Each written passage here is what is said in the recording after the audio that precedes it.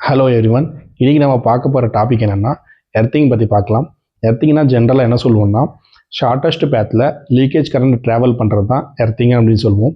Earthing வந்து ஜென்ரலாக வந்து ஹியூமன் சேஃப்டிக்காக யூஸ் பண்ணுவோம். இது நம்ம வீட்டில் வந்து எல்லா எக்யூப்மெண்ட்ஸ்லேயும் அதோட எக்யூப்மெண்ட்டுடைய பாடிக்கு எர்த் பண்ணி வச்சுருப்பாங்க.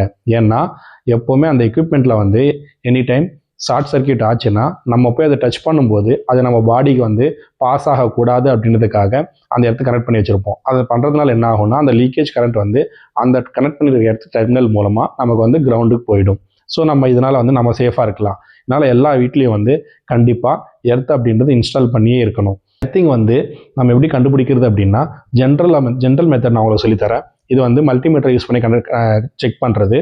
அது வந்து 100% அக்யூரேட் மெத்தட் கிடையாது. இருந்தாலும் நம்மக்கிட்ட இருக்கிற எக்யூப்மெண்ட்டை வச்சு எப்படி கண்டுபிடிக்கிறதுன்னு சொல்கிறேன். ஒன்றும் இல்லை, எர்த் வித் நியூட்ரல், அதாவது எர்த்துக்கும் நியூட்ரலுக்கும் நம்ம டெர்மினல் மல்டிமீட்டரில் வச்சு செக் பண்ணோம்னா பிலோ 5 வோல்டேஜ் நமக்கு வரணும். அப்படி வந்ததுன்னா நம்மளுடைய எர்த்திங் ஆல்மோஸ்ட் பர்ஃபெக்டாக இருக்குன்னு அர்த்தம்.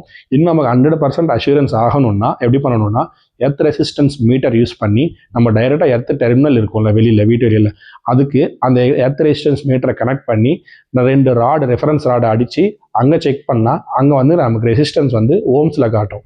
அந்த ஓம்ஸில் வர ரெசிஸ்டன்ஸ் வந்து பிலோ 3 ஓம்ஸ் இருந்ததுன்னா ஸோ நம்ம எர்த்திங் வந்து வெல் அண்ட் குட் பர்ஃபெக்டாக இருக்குன்னு அப்படின்னு அர்த்தம். அது வந்து 100% கரெக்டான ப்ரொசீஜர்.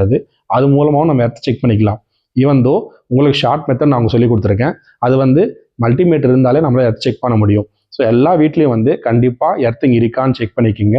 அது இருந்தால் மேக்ஸிமம் நம்ம வந்து சின்ன சின்ன எலக்ட்ரிக்கல் ஃபால்ஸ்லேருந்து ஷாக்கில் இருந்தும் நம்ம எல்லோரும் தப்பிச்சுக்க முடியும் அண்ட் சேஃபாக இருக்க முடியும். So thank you.